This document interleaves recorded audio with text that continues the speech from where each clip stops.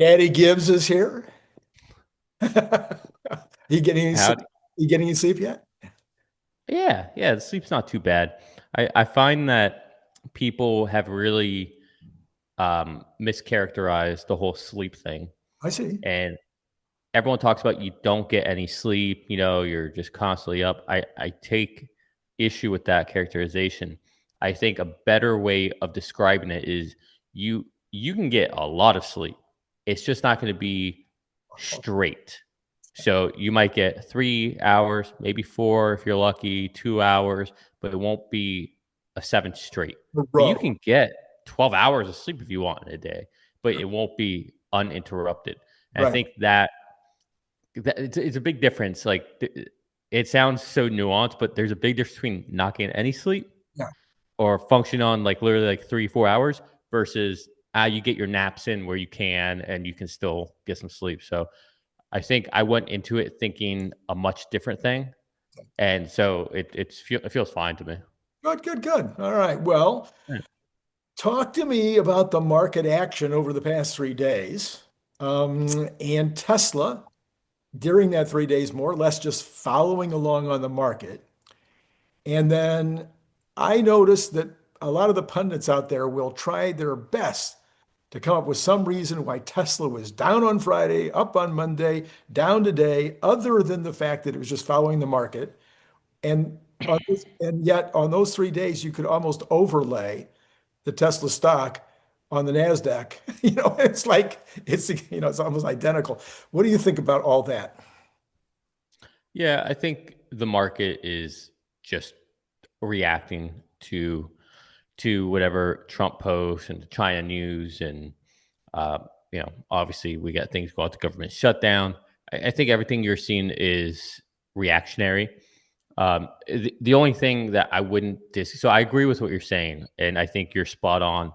But what I would caution people, and I don't think it's a big risk. Like I would say it's like 70-30.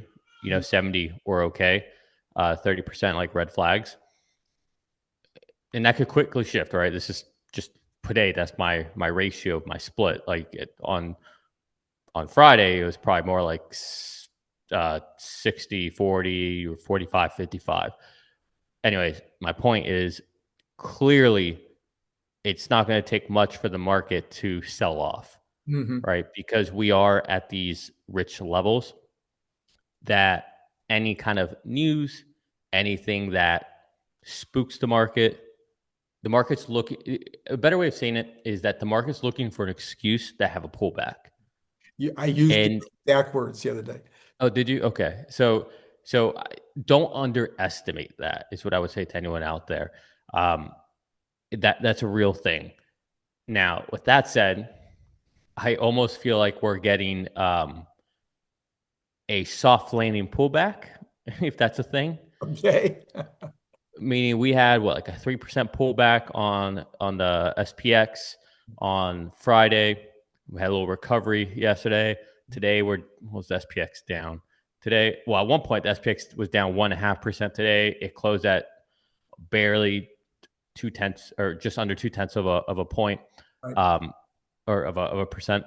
So I think we are baking in everything, all the news. The market's digesting it well, but it was actually a very, and I've been posting about this on X.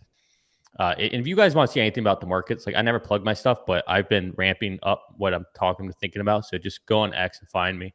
But you can see me elaborate on this stuff. But this has been a very healthy pullback that I think the market's needed.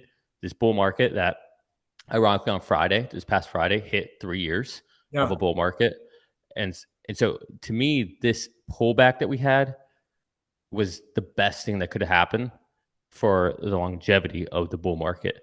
Mhm. So I think we're probably going to be okay.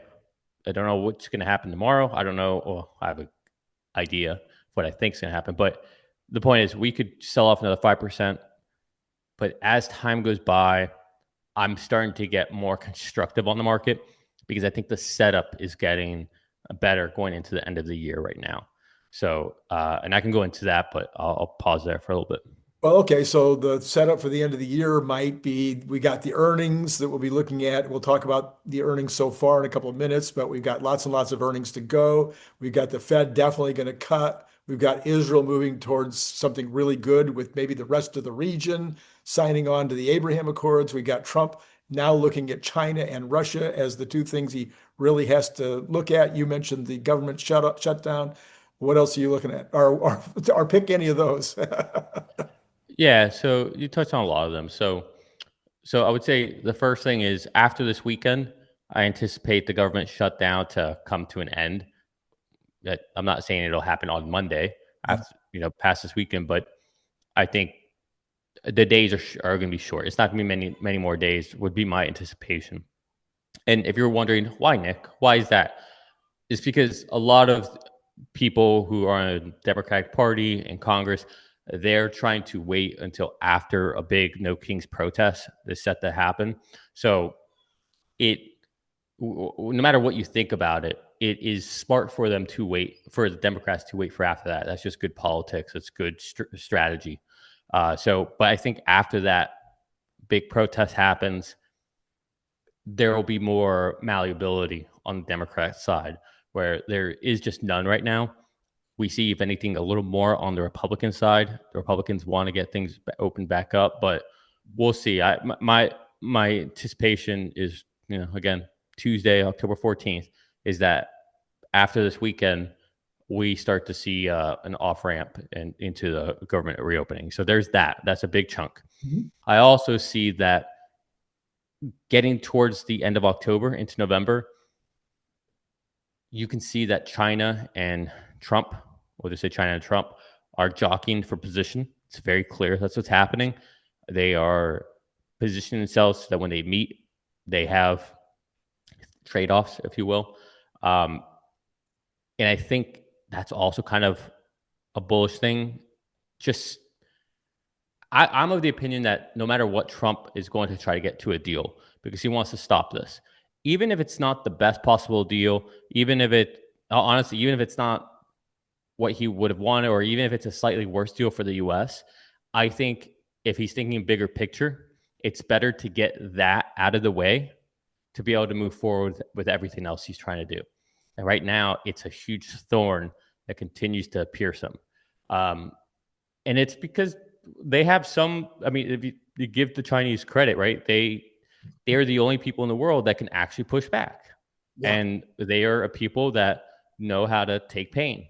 So we're not going to really bully them in the same tactical way, but we need to get to a place where we have an agreed upon path where we both succeed, because at the end of the day, whether we like it or not, we can hate each other, which I don't think we do, but I'm just saying hyperbole here. We can hate each other. We can be mortal enemies, but neither of us are going to succeed well without the other. And so that's honestly kind of a great thing about our economies being interlinked, is that it kind of creates a lot of peace in the world. So I think that's good. And I think getting to the end of October, that comes off the table. So those are two huge things, Randy. And then I'll quickly say today, Jerome Powell spoke, and essentially he said quantitative tightening is over. In other words, think of, we've had since 2021, maybe 2021, I think, the vacuum cleaner sucking money out and making things harder to loan, more expensive. The vacuum cleaner is being turned off. And if anything, it might be becoming reversed. And we might be starting a quantitative easing cycle. He was not neutral today. He was actually very dovish today, which very few were expecting. Rate cuts for October are essentially 100%. Rate cuts for December are essentially 100%. Mhm. So we are moving into a easier money cycle. Hence, gold is up. Hence, Bitcoin is up. So I think we're just getting to this place where we're the short-term risks are starting to play their course. Mhm. Trump, China, the government shutdown, the Fed not cutting, and we're about to, hopefully, I mean, this is all change. Hopefully, it seems like we're about to get into end of year where it's just a catalyst. And once you remove all those risks, well, people are ready to put money to work. So that's kind of how I see it right now. Randy, I wouldn't have had this positive framework on Thursday of last week. In fact, I didn't last Tuesday. That's But right. between the pullback that we just had, and I was warning everybody that's going to happen, something's going to happen, and between this little pullback that we're having, Jerome Powell being constructive with China, and what was the other thing? Oh, the government shutdown. I think we're getting into a healthier, better place, and I love getting all this out of the way after we just had kind of a mini pullback. So that's where I'm at. So go back to the China situation. I think that both of them are coming to the table with a geopolitical issue that might even be bigger than the financial issues. China is asking Trump to make a statement about Taiwan, and Trump wants China to stop buying Russian oil. Do you think those are as big? Well, let's put it this way. The press is not really even barely reporting on those two things. Do you think they're important? Do you think they're sort of important, or do you think the economic issues will be the thing that's the most important? I think they're all obviously tied together. I do think that the Russia-Ukraine war is one of the top items on Trump's list. It's funny. I think I mean, there are definitely places you can critique Trump on, right? The Epstein files is, forefront. Honestly, I think what he did with the Elon and Doge, and not to say Elon's absolved of his responsibility, he also acted like an idiot. But I think that ended in a way he shouldn't have. With that said, people have a lot of critiques, and the biggest critique I hear about Trump is, oh, I thought on day one I'd have Russia Ukraine over with, and I always ask them, okay, so what if he takes 8 months to do it? Are you really going to sit there and say he did a bad job? Like, is that really your critique? That's the best critique you have for the guy. So I do think it's something that he hears a lot as well, and it's something he wants to get done. He said he would. He's put a lot of energy towards it, and so I think it's going to get done one way or another. So to your point, I think the best thing towards that was what happened this past weekend, or these past few days with Israel and Gaza. That has essentially rallied the Middle East for a short period of time behind Trump. Mm-hmm. Right? You can see that right now he definitely has more influence there right now than China does. And to your point, right, full circle to what you just brought up, China buys a lot of oil from Russia. So if Trump, with his new good faith in the Middle East, can broker something there to compensate for any drop in production or purchasing from Russia, I think that is kind of an off ramp for Trump where he can say, hey, give you a deal of a century here, right? And he can work with Middle East like, hey, guys, right now you're not selling this. You could sell it now. We're going to give them a good deal, better than what Russia, right? I think there's something to be done there to where Trump can scratch China's back, scratch the Middle East back, and ideally conclude this war. So I don't know. I think there's a lot there. And then China, to your point, the whole Taiwan. Honestly, I think we're getting to a place where Taiwan, this is going to sound awful, but I don't think we will be ambiguous on Taiwan for much longer. Mm. We have been working to become less dependent on Taiwan, meaning the land, not the companies, but the land itself. And right, TSMC is building many factories in the U.S. They're increasing their continuity, so less single point failure, and that is giving the United States the ability to say, you know what, China, fine, we'll say what you want to say. This is an agreement that happened a long time ago, right? I don't know if anyone knows the history of it, but we can not let that be a sword we want to die on, because at the end of the day, unless it's for a hot war, it doesn't strategically really behoove us, but it does in a hot war. In a hot war, being able to be based out of Taiwan is extremely strategic. So I don't know. I think there's a lot of moving parts, and then there's all the stuff that we don't know, we don't hear about, and it's hard to really make any true assessment without understanding all of the factors and all of the information on the ground. Yeah, yeah, yeah. Okay. All right. That's good. All right. Let's move to the FSD 14.1.1. Yes. Yes. And also good news from Tesla Yoda, who says that Tesla is hiring rideshare fleet support specialists I saw in that. Arizona, California, Nevada. The job involves performing vehicle inspections, cleaning vehicles, managing vehicles and inventory across locations, move and charge vehicles. So if we're hiring for those positions, that sounds like, and we just put out the hiring list last week for the urgent response folks. Where do you think we are? Bracket your best case, worst case timing for when you think we ramp this baby up. I think we'll be ramping up sometime around December, if not earlier. I think 14 is the real deal. This is, I was on the phone with Farza today this afternoon, and I was telling him, like, dude, I was listening to your last video. I could not agree with you more. You keep saying like any day now, soon, and I'm telling you, no, it's now. It's now. It's literally now. And his response to me is like, he's like, dude, I know, I feel the exact same way, but I feel like sometimes I come off too Yeah. excited, and so I didn't want to say that, but I feel the same way. And I'm like, you watch these videos, it's now. It's by the time we get 14, I would be shocked if they are not trying to scale out. I'm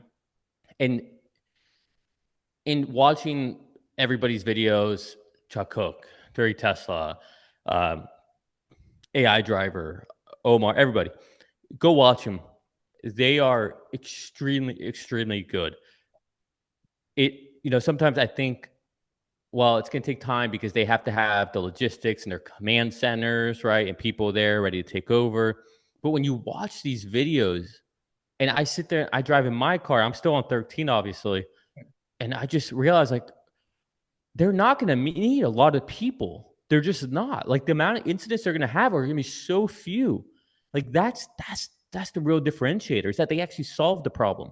They're not solving it with duct tape, right? And I see that with everybody else, is that they might for a long time need several operators per vehicle, where Tesla is going to be on the inverse of it, Yeah. right? They're going to be one divided by X amount of vehicles, Yeah. right? So one divided by 10, and that's going to be the ratio, or one divided by 20, right? So one human to 20 Right. vehicles. Right. And you can see that. I don't know what version everyone's on, but if you're on the latest 13, I don't have interventions. If I take over, it's because, no, I want to park over here. Or because, I actually don't want to go down that way. I want to take this road over here instead. Mhm. It's not safety. It's not driving. It's not a performance. It's not none of that. It's just a preference thing. Mhm. And now with this new version of FSD, seeing how it's pulling over for ambulances, for school buses, for who was it who had it recently? Was it Omar? He did an edge case where fire trucks and everyone shut down the whole street, and you saw it go. It paused for a second, took in what was happening, and it turned around, found a whole nother route. And it was like, this is perfect. It's absolutely perfect. Like, everything it's doing, it's so safe. It's worked so well. I think we're here. I think this is it, Randy.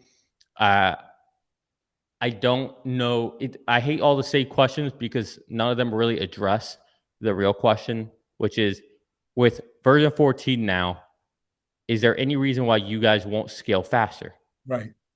Like, that's the predominant question. Like, these stupid questions about any other more affordable vehicle models or all that. Like I don't know who comes up with these questions, or who's voting up these questions, but they're embarrassing. Last quarter, we actually had some decent questions. This quarter, they're Yeah. embarrassing again.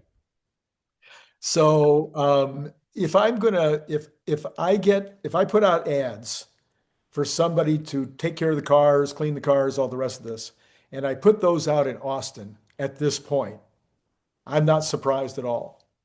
I mean, I'm saying 2 weeks to hire, 2 weeks to train, they're ready to go. That's ballpark, right? So that could be as early as the meeting. Maybe, at the meeting in Austin, the what do you call it, the shareholder meeting, they could already be having at least some ride. I'm pretty sure that everybody who's going to go there will be able to get to the meeting with a road taxi. And this is kind of putting myself out there, Yeah. but Without it. potentially without any driver. Yeah. Yeah. Maybe not. Maybe there's no point of risking that. But at the same time, that's a lot of drivers you're going to have. Yep. Yep. I mean, it would be and it would also just be a great testimony. These would be people that would be a little more forgiving, but they would be more inclined to Yeah. get the cameras out. And they are stockholders that are down there that are obviously very interested in the company. So I think there's a huge number of benefits if that's what their goal is. But oh, go ahead. Oh, I was going to say, it's also a great time to practice Right, a surge type moment. right. Because I don't know if you've been to the shareholder meetings before, but when you go there, it's literally from the hotel to getting there. It's like you're going to a concert or a football game. Like it's just chaos. And so it's a good time to practice for that. And to your point, in a controlled way where people are more forgiving, but also that destination is something you can kind of control as Tesla. So Right, right, right, right. Okay, so we have that. But the second half of the statement was Austin is the ground's been laid, but you're hiring in 3 other cities right now. So that suggests that he thinks, or somebody thinks, they're going to be ready to roll it out in 3 other cities besides Austin shortly. I mean, within a month, within 5, 6 weeks. maybe let's hope. I mean, it seems that way to me. It seems like we are, again, just looking at 14, version 14. I'll be more confident in it as they roll it out to us wider. Mhm. So I think that's a critical stepping stone first, is to see how this rolls out to all of us. I don't know why they're not going wider with it. I don't know what they're seeing, or maybe they're just trying to finish up 14.2 before they send it out. But I feel like it's time. Like Or, it's or it could literally be 14.1.2, which might just get a little bit more of that braking problem out of the way before they send it wide. Yeah, maybe. It seems like the only real complaint that people have at this point. A few little edge cases and whatnot. Given recent statements by Musk regarding Optimus, what do you think is the best and worst case scenario for deployment into the factories and outside sales to third parties? You looking at the end of the year? You looking at first quarter? What do you think? Best case,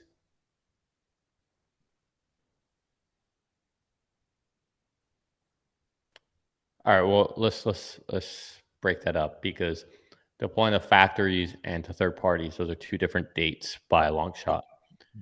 To third parties, I would say best case 2028. Oh, 2028. Best case. Uh, to put it into the factory where it's meaningful, not just a Right. show and tell kind of thing. Like it's actually doing heavy, robust, putting in hours. I would say end of 2026 is best case. For the first deployment, for Yeah. the first legion, as he called it, the first 5,000 to be deployed. Best case 2026, end of 2026. End of 2026. Okay. Wow. Randy, they're not even using Optimus to move the cars and clean the cars. They're hiring humans for that. That should tell you a lot. That's a very easy thing to do. Yeah. Okay. All right. Okay. Interesting. All right. That's why I asked. All right. Let's flip to the earnings season. So yesterday and today we had 5 banks or financial institutions reporting, and we It's had going great. other significant players like Domino's and Johnson & Johnson, and across the board, beat, both top and bottom line. To the extent that there was any guidance, some of them didn't have any guidance, but the ones that had guidance, it was good. People commonly were saying things like the consumer is resilient. They kept on citing resilience, resilience, resilience. They cited steady spending and card usage among economic uncertainty, but it was tempered, according to Grok, they were tempered by an emerging signs of caution, such as belt tightening, discerning purchases, softening sentiment, possibly linked to tariffs, inflation, and job market softening. And I think that was all just from Jamie Dimon. Yeah. Yeah. Do you have a specific question or just want me to riff? Just comment, yeah. Yeah. So I think there's my mind goes into a layered thinking here. So let's start with the first layer. There's two economies right now. There's the let's be generous. So say there's the bottom 70% and then there's the top 30%. It's probably more like an 80-20. It's probably more like an 85-15. That top level is keeping things going. And it's enough because just the way the distribution works out.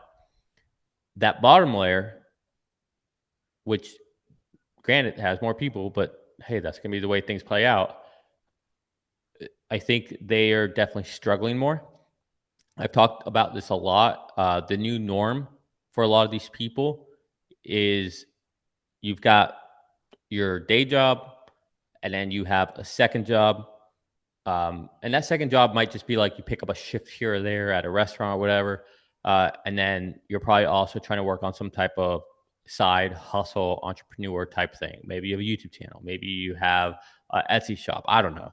But I think that has become the new normal, which is sad. It's sad that that's the new normal because those used to be things that people do. Hey, let me take on a couple extra shifts to pay down these student loans. Right. Hey, let me take on a couple extra shifts so I can save money for down payment on the house. No longer is that a luxury thing or let me do this to get ahead. It's now what people are having to do to get by. Why? There's lots of reasons. There's people who have made bad financial decisions. There's people who are just in careers that don't pay a lot. There's people who things are just expensive and they're just trying to get by. So regardless, that's the reality of the situation. And I think those people are definitely tightening their belts in many ways. But because there's no real opportunity. This is where I go to layers. Let's talk about housing now.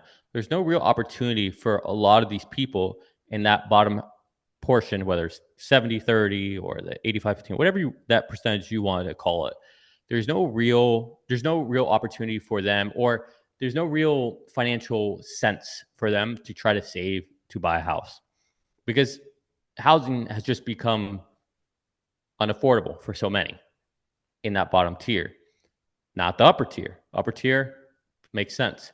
And so when you don't have a means to, or a necessity to save for a down payment, or you don't have that extra mortgage payment, I think that allows for more buying power out in the market. And I think that's why we're seeing that portion continue to have some type of spending power, is because they're not trying to tie it up.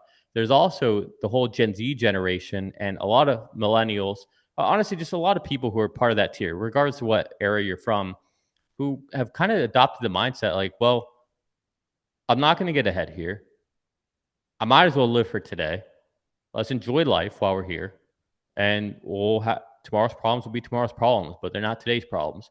And it's not great because I like the quote that you live in a great society when old men plant trees that they'll never benefit from the shade. Mm-hmm. And I think that's a beautiful thing. But when everyone's thinking about, well, let's just live for today, and they're not even thinking about their own tomorrow, that's kind of a scary situation. And that's why you see Mondami kind of come up to in the rise in New York. And you just can't dismiss these things. They're real and they're happening. So that's another layer of it, Randy, with what's going on with housing. I do think I told you like 2 weeks ago that I think by spring that's over. I think things are turning around, and it's not just rates. We agree. I think just in general, yeah. So I think there's a lot of things happening here, and there's a couple of the layers, but I'll be here forever, just ranting. I think in general, the earnings are going to be good moving forward. That was one of the other things I want to mention before that I forgot to mention, as far as like what's constructive, is that the earnings are looking pretty good. We're starting to benefit from all of the 2020 and 2023 years of austerity and belt tightening we saw all these companies do. And I think they're just now starting to trickle in. We're just now starting to see the efficiencies and the productivity come in from those, is my opinion. And it's maybe not the most relevant data for today, but it's relevant data of what has happened already. And so I think that continues moving forward. And when so many people are paranoid about job losses, tightening their belts, worried about a recession, fearful of that there's a bubble, and we just had a healthy little mini pullback, it just makes me bullish. Yeah. Let me ask you a question. I put this up on X the other day, and there wasn't a huge amount of back and forth on it. One person did call me a boomer as a result. But my deal was I'm living, as you know, I think in Riverside, California. I've lived in West Los Angeles for at the last 9 years in Riverside. Before that, I was in West LA. I have a home in West LA. That home is 4 bedroom, 3 bath, and it's in Inglewood, not even in like Culver City or Santa Monica. It's in Inglewood. It's worth 1.6 million. Drive 60 miles to Riverside, get that same home for 700,000. Drive a little further out, get that same home for 500,000. Well, you can do that all the way down into the lower ends, the condos, a little 1,700 or 1,500 or even 1,000 square foot home. And so I went on Zillow and I'm like, okay, here in this area, where are the $200,000 homes? And the red lights went on, everywhere, the little red dots. Now, a lot of those turned out to be, what do you call it?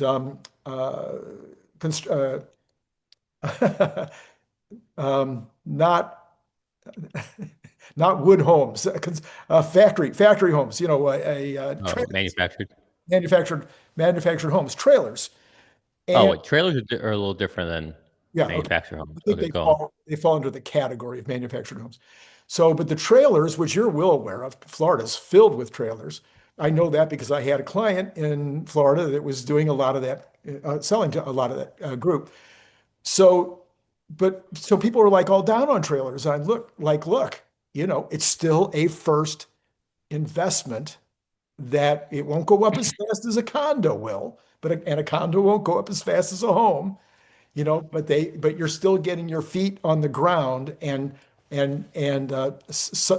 making your payments flat for as long as you're in that spot. It's not gonna go up like rents do and whatnot. So to me, when I started out, I'm sorry, that's the boomer part, right? When I started out, I know when my dad started out, I got a first, a second, and a third. My dad borrowed money from his father, in 1951. No, I'm sorry, 48, right after I was born, 3 months after I was born. He borrowed money from his dad in order to get his first place, and it didn't have a kitchen. He had to build the kitchen. I mean, you do what you have to if you care, and that's a long way around the block to say I'm not sure that the younger millennials and the Z Gen care about ownership. Um, yeah, okay. Let me push back on you here. Right? So, first of all, I And, would caution anyone. oh, and one more thought: 3% down. It's easy to get a 3%, 3% down loan. So if you're talking about 200,000, you're only talking about $10,000 total to get in. And I'll go. I would caution anyone about looking at anything like a trailer.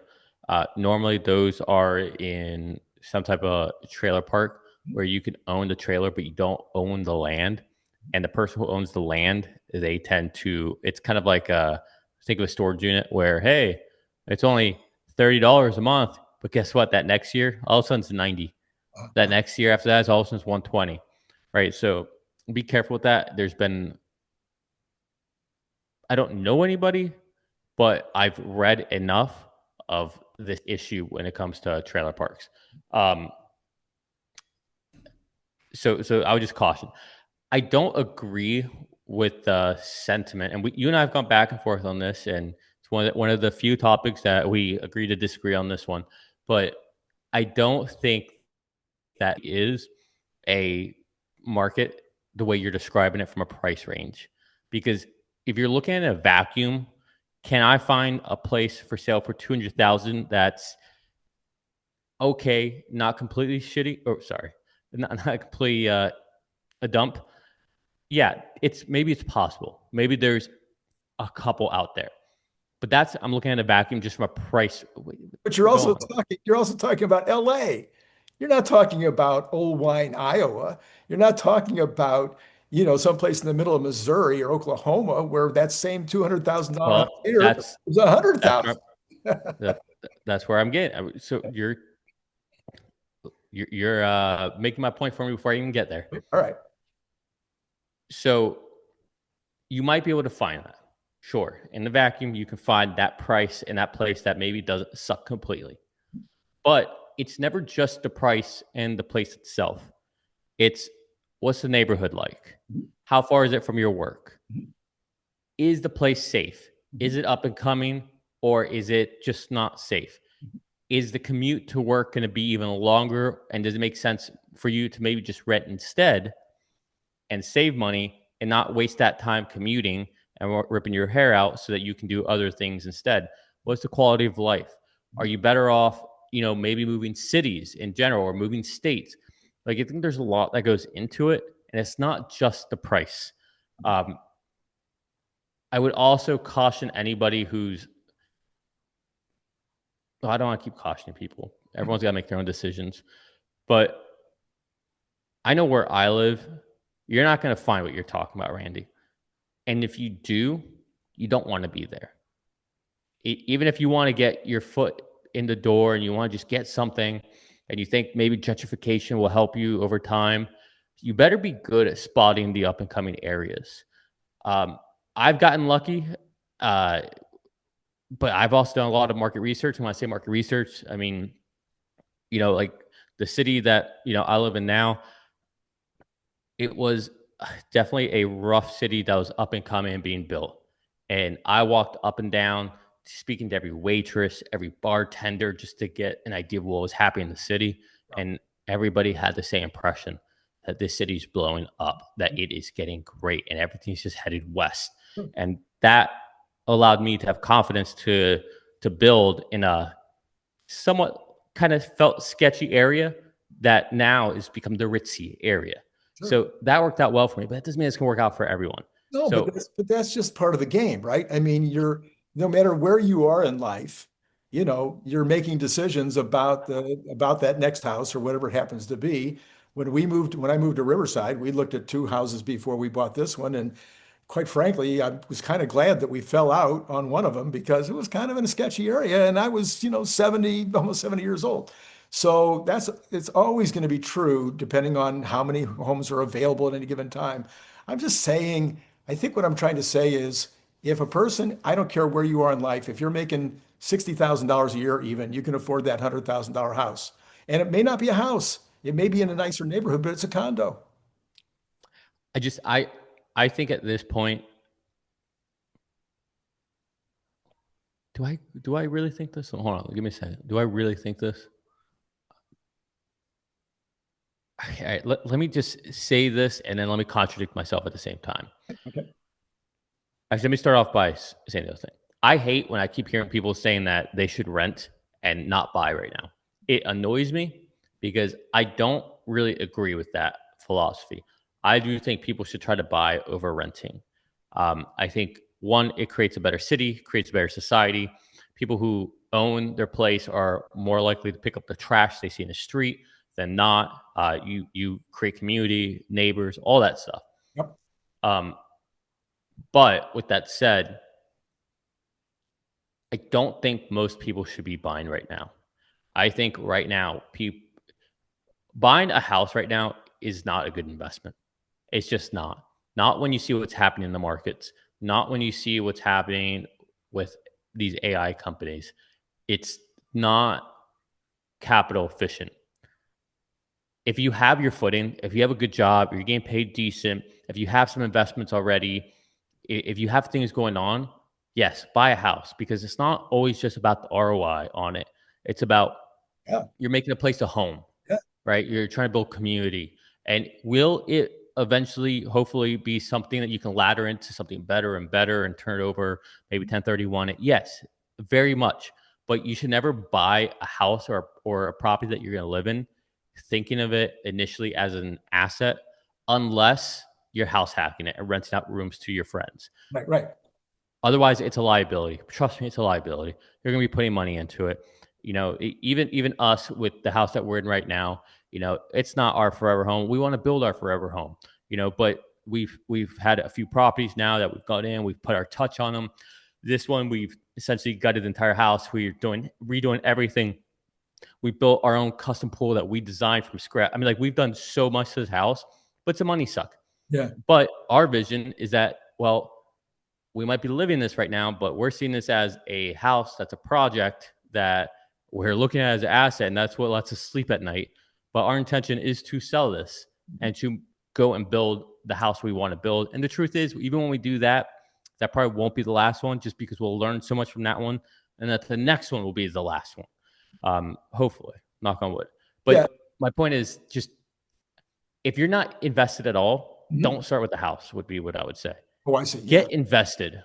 Get invested right now. You don't want to live through you don't want to go from 2010 to 2020 thinking, great, I bought my first house and I even got an extra property as well. And I rented that one out. And instead, you could have put all your money in Amazon, Google, Nvidia, and Tesla.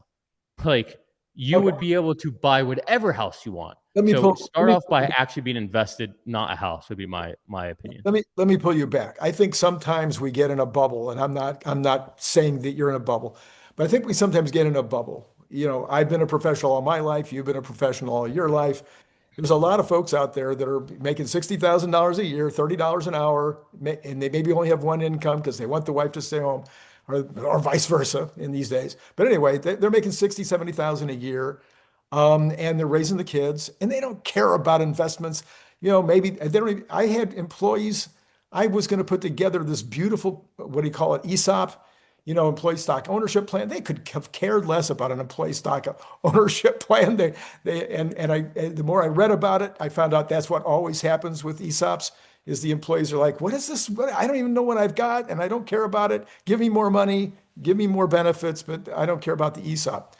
So, and I've got ex-relatives that are in that category, and they bought homes when they were in their 20s and 30s, and they didn't care. It was just I got to get into a home. I don't think we have that today. This is kind of what I'm trying to say. I don't think there's a mindset of the importance of getting into the first home, partially because people are getting married later, partially because they're having kids later.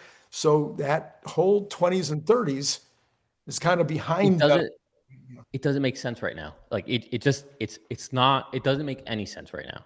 Like I get what you're saying that people don't care about investments and all that. That's the problem we should tackle.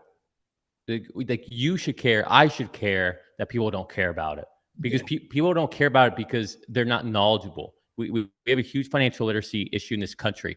Yeah. It's gotten better, people know more, but at the same time, it hasn't gotten better. People just know Robin Hood and essentially gambling, doing stupid things with options. Like people just don't know what they don't know, and it's fine because a lot of times that's how you end up learning is you get burnt a few times, but right now, I think it makes you have to invest right now. You can't let these next 5-10 years go by you. And I would say don't pass go. Go buy Nvidia. Don't pass go. Go buy Palantir. Don't pass go. Go buy Tesla. Like these are like buy good companies that are very clearly going to be the companies that are standing the test of time over the next 10 years. Like It's the forget houses, forget it seriously. Uh, Maybe when rates come down and things settle down, like maybe then you can have opportunity, but only after. It's like, look, get your job, pay off your debt, have your emergency fund, start investing in the stock market in these companies, then you can start saving for a house. That would be my priority right now. Like it seems so clear to me that that's what people should be doing. To go and buy a house or buy a condo or anything, that's a want. Getting money into the stock market is a must. It's a need. You have to. If not, you're going to miss out. You're going to get left back behind by inflation. You're going to get stuck. You're going to get stuck. You need to be putting your money into things that will outpace inflation. You have to. It's a priority now. The divide between the haves and have-nots, the bell curve, it's going to get more and more skewed. It's not going to get less. So, I mean, I just wish I could ring this alarm everywhere. Like it's something that people need to be talking more about. All right, last question of the day. Tesla does what? I mean, sorry, when does Wall Street get it? And let's not even talk about Optimus. Let's just talk about Robotaxi. What is going to be the catalyst as Robotaxi rolls out over, hopefully, as we just pointed out, over the next 2 months, 2.5 months?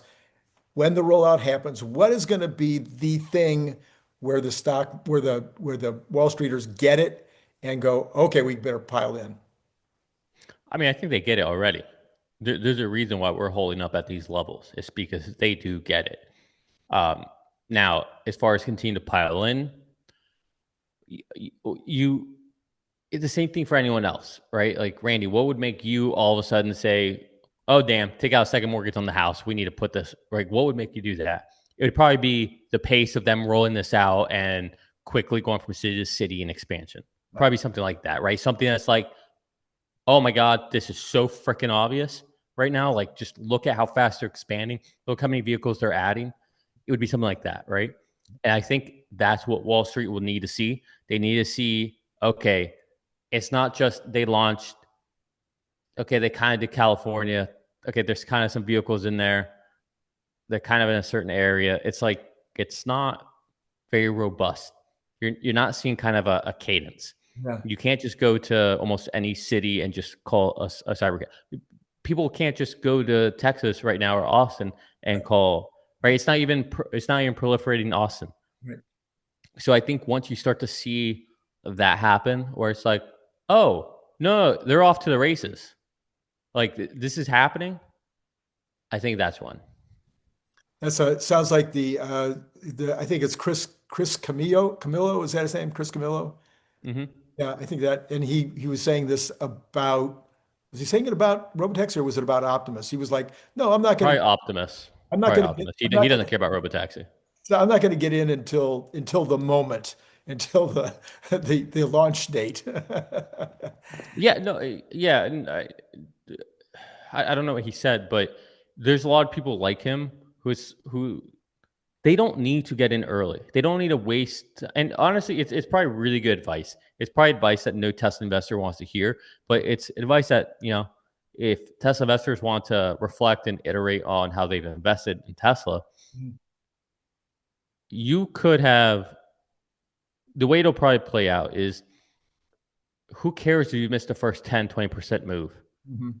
But at least then it's actually happening, and then you can catch the remainder of the 80. In the meantime, you didn't sit there on your hand for 5, 6 years, Mhm. And Yep, I yep. think that's kind of his point. Right, right. And I think it's very valid, and it's a good way that a lot of Tesla investors should iterate. Now, how do you know? Yeah. I think we will know when we know with robotaxis. I think same with Optimus. Like when they're actually selling them, like publicly. Mhm. And you see orders go. Like when we're tracking it on the quarterly earnings, like, hey, how many Optimus Right. deliveries did you do this quarter? That's probably really good signal that it's going well.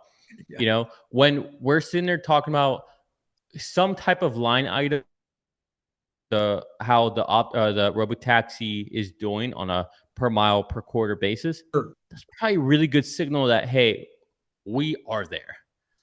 You mean So Gary Black might be getting back in at that point? I think he's getting it now, personally. You do? But Okay. All right. We've got Tesla at flat in the overnight and down 667 for the day at 429.20. So we've got uh, uh, uh, how much is it down overnight or for the day? for the day, I'm showing 667. Yeah, you added 1 cent on that, my friend. I'm just looking at Robinhood. I'm sorry. Oh, really? Yeah, It really says 667. it's 667, 1.53%. Okay, because we both said 666. So Oh, I yeah. was gonna say I, I don't know with I, I was wait I literally saw it before we got on. I'm like, oh, I wonder what Randy would say about this. Like if that's like ominous. I would have probably added the made it a 7 as well, just like you thought. That's pretty funny. Maybe they did. Maybe Rob is the ownership at Robinhood Christian? I don't know. So now we're down 43. So we're coming down. It's been all over the place. It's been right around that four. I mean, it was as low as 422, I think, today, weren't we? Something like that. And it's Oh, hot we were 435. no, we got down to 418 maybe. 418 Let me today? see. Okay. 417.86. Oh, okay. And the high was, The high was 434.20. boy, that's right. They talk about October being volatile. There you go. Of course, It has nothing to guys, let me tell you today. Today was Trump and China kept talking crap to each other. do. And then Jerome Powell went and was really dovish, saved the markets. Plus, I forget his name. Someone else came out to clarify more about China and us and tariffs. So between, I forget his name, but that individual and Jerome Powell, they're the ones that saved today. Got it. Got it. Got it. Okay, let's go ahead and look at my favorite, the bonds. We are down 1 basis point in the pre-market, and it's at 4032 for the 10-year. Didn't you have a bold prediction about the 10-year? Bold prediction under 4 by the end of the month. I think that one's baked in at this point. Baked in. Well, it's only got 3 basis points to go. Actually, it was exactly at 4 intraday. But it's got to hold, right? It's got to hold under 4. It's got to hold. 100% agreeing with you. We have a gold Chugging along. chugging along. If you got gold, you're good. Up another 1770 in the pre-market, 4,181. My deal on that one. I've also made a bold prediction on gold. I made a bold prediction that it wouldn't go over 4,000. I missed that one. So now it will be at 43. It'll be at 4,400. I'm sorry. It'll be at 3,400 before it's at 4,400. I'll take a bet with you if you want on that. So Do it like $1,000. I'm I'll put just like, it's $1,000 on it. gone too far too fast. At some point, it's gonna crush. It's gonna I crush. don't think so. I think so. Silver at $50.69. Bank of America says it's going to 80. I think that's all-time high for silver, right? Way, way, way above its all-time high. Yeah. Yeah. Oh yeah. Every day it's like another all-time high for silver. Silver has actually outpaced gold this year in terms of increase so far year to date. If you care about year to date, which I don't, but that's what everybody looks at. Copper sitting at $5.01, down a little bit, 0.21. It's been flirting around between 375 and 425 since that problem with the mine over in Indonesia. Oil sitting at 58.65. This is a little too low, right? Yeah, I mean it's right on that threshold. Like I always tell you, 60 to 55. Yep. And I looked up gasoline today. It is under 2 for wholesale gasoline, $1 like 89, something like that. That's not good for EVs. Oh, that's something we didn't talk about at all was the GM thing, but I talked about it in the morning. oh, okay. GM and Ford are done. They're toast. It's just a matter of time. Neither one of them know what they're doing. I mean, it's just crazy. Just nuts. I guess you must agree with me. Yeah, yeah. Jim Farley saying the other day that he was shocked by how good things they're doing in China. And now GM saying, yeah, we're going to write off $1.8 billion. I mean, come on, in 2 days, 3 days, we get both of those. Yeah. Unbelievable. All right. Dollar is mixed. I think the dollar is going to pop back up. That's my thinking. Could be wrong. We like a strong dollar. Yeah. Bitcoin down 2,851 for the day, but it was down more. It's at almost 113 now. And Ethereum rather, up down 3.33. It swings wider. I've only been following it for a couple of weeks. It swings wider than Bitcoin. It's more volatile. So that's interesting. Finally, the futures, flat, super flat. 0.03, 0.04, 0.04. So take your pick. It doesn't really matter. It's up. Those are all green, by the way, all up. Mm. So yeah, not much evidence about tomorrow in those numbers. So okay, so we're going to have a great 7,100 by the end of the year S&P. I don't think so. Tom Lee's at 7,000.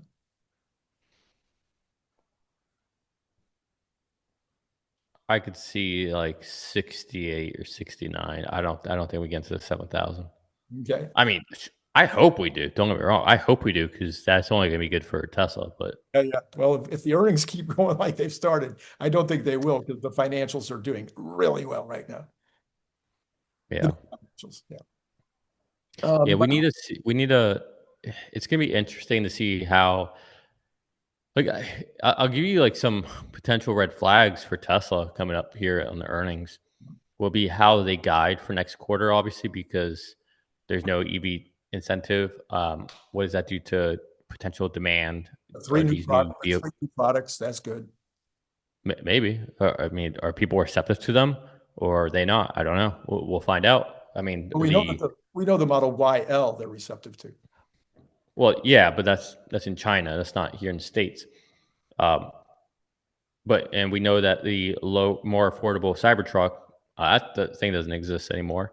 So will that happen with the 3 and Y as well? Who knows? We'll see. So you have the risk on however they guide on that. You have the risk that Q4 could be. It's all gonna be about the guide, right? So you have all the risks for that, but then also, what language do they have with regards to the ZEV credits? Oh, okay. Right. Remember, those are gone now. No, but they're only gone in the U.S. In the States. And nobody knows the true breakup of it, but seen a lot of people that have dug into no one knows. Okay. We don't know. No one knows. It's all BS. Everyone thinks they know, they don't know. No one knows. So, like, yeah, all you see is a lot of back napkin math warriors. If anyone could actually know, we would know. But that could be a big effect for Tesla as well. Right.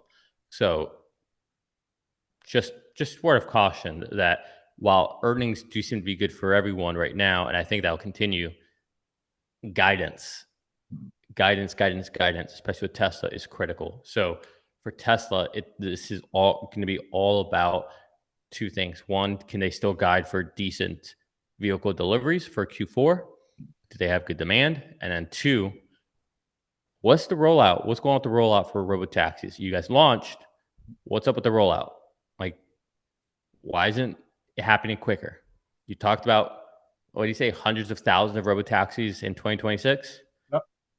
Dude, you haven't even gotten to 100. So.